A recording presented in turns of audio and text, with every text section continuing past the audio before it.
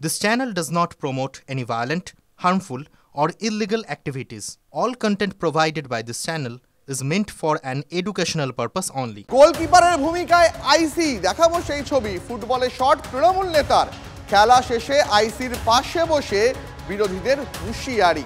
মালদার হরিশ্চন্দ্রপুরে ফুটবল টুর্নামেন্টের উদ্বোধনী অনুষ্ঠানে বিরোধীদের কার্যত শাসানি ব্লক তৃণমূল সভাপতি জিয়াউর রহমানের। বিধানসভা ভোটে রেফারি থাকবে না, লাল কার্ড দেখানোর লোক থাকবে না। হরিশ্চন্দ্রপুর থানার আইসি মনোজিৎ সরকারের সামনেই বিরোধীদের হুমকি ব্লক তৃণমূল সভাপতির।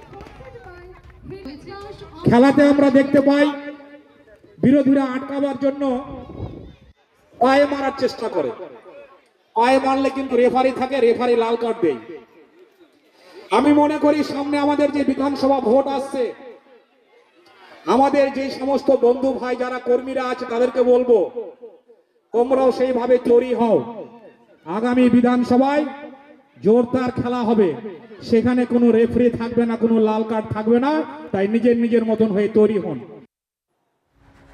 শুনলেন শাসক নেতার বক্তব্য, তবে মঞ্চ থেকে নেমে নিজের এই মন্তব্যের ব্যাখ্যাও দিয়েছেন শাসক নেতা। আমি তো বলবোই খুব স্বাভাবিক, বিরোধীরা অনেক রকমের কুৎসা করে, কর্মীদের একটু উজ্জীবিত করার জন্য বললাম তৈরি থেকে খেলা হবে।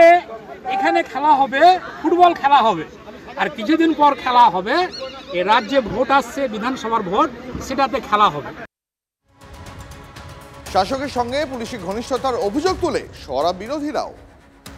পুলিশকে নিয়ে রক্ষকের ভূমিকা করবে গোলরক্ষক, তো জানে সেই পঞ্চায়েত নির্বাচনে পুলিশকে নিয়ে রক্ষকের ভূমিকা পালন করার চেষ্টা করছিল, কিন্তু কি দেখা গেছিল সেই পঞ্চায়েত নির্বাচনে পুলিশ থাকা সত্ত্বেও এমনভাবে তাদের রক্ষা হলো, শেষ পর্যন্ত নির্বাচিত মেম্বারদের রক্ষা করার জন্য প্রশাসন পারল না, তৃণমূল পারল না।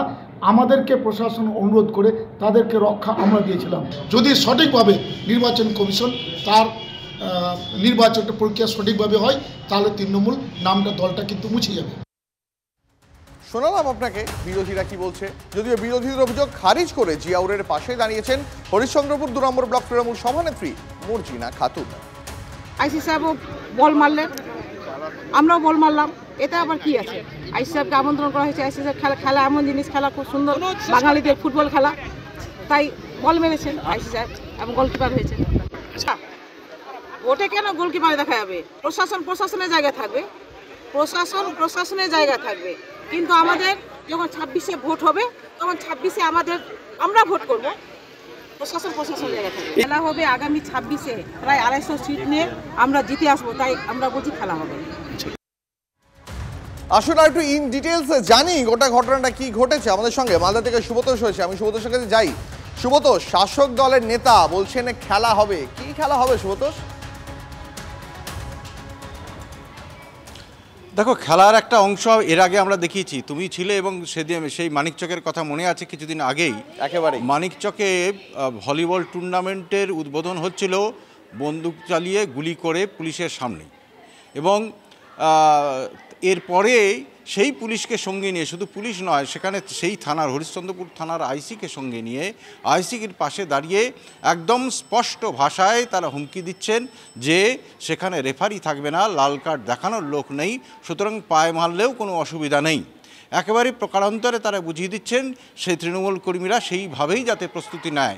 এখানে রেফারিটা কে প্রশ্ন উঠছে, এটা সকলেই বুঝতে পারছে যে রেফারি বলতে সেই কাকে বোঝানো হচ্ছে, কারা আইন শৃঙ্খলাটা সেই জায়গায় নিয়ন্ত্রণ করবে। একেবারে সুব্রত, এখান থেকে প্রশ্নটা সুব্রত হচ্ছে শাসক দলের নেতাদের এত স্পর্ধা কোথা থেকে আসে যে তারা এভাবে প্রকাশ্যে পুলিশকে পাশে বসিয়ে বিরোধীদের হুঁশিয়ারি দেয়? চেন্নাই থেকে গ্রেপ্তার আনসারুল্লাহ বাংলা টিমের জঙ্গি, আসাম পুলিশের অপারেশন প্রঘাত জালে আরও এক জঙ্গি। তামিলনাড়ু এবং অন্ধ্র পুলিশের সহযোগিতায় আসাম এসটিএফ এর অভিযানে ধৃত জঙ্গির নাম আবু সালেম আলী।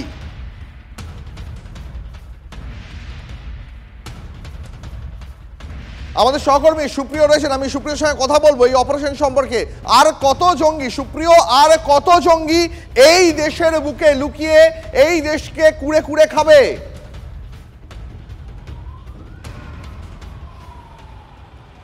দেখো, এই যে নিষিদ্ধ জঙ্গি সংগঠন অর্থাৎ জামাতুল মুজাহিদিনের শাখা সংগঠন আনসারুল্লাহ বাংলা টিমের একজন সক্রিয় সদস্য আবু সালেম আলী, যাকে গতকাল অসম এসটিএফ, অন্ধ্র এবং তামিলনাড়ু এসটিএফের সহযোগিতা নিয়ে বা সেখানকার পুলিশের সহযোগিতা নিয়ে যৌথভাবে অভিযান চালিয়ে চেন্নাই থেকে গ্রেপ্তার করেছে। তদন্তকারীরা কিন্তু এর আগেও প্রায় 15 জনের কাছাকাছি আনসারুল্লাহ বাংলা টিমের যারা সক্রিয় সদস্য বিভিন্ন জায়গা থেকে, তামিলনাড়ুর পাশাপাশি কোকরাঝড় বা কেরালা এমনকি পশ্চিমবঙ্গ থেকেও গ্রেপ্তার হয়েছিল। তদন্তকারীরা যেটা মনে করছেন আরও অনেক সক্রিয় সদস্য কিন্তু বিভিন্ন জায়গাতে গা ঢাকা দিয়ে রয়েছেন, কারণ গত ডিসেম্বর মাস থেকে এই যে আবু সালেম আলী যাকে গতকাল গ্রেপ্তার করেছে, সে গত ডিসেম্বর মাস থেকে গা ঢাকা দিয়েছিল, এমনকি চেন্নাইতে গিয়ে সে আত্মগোপন করেছিল।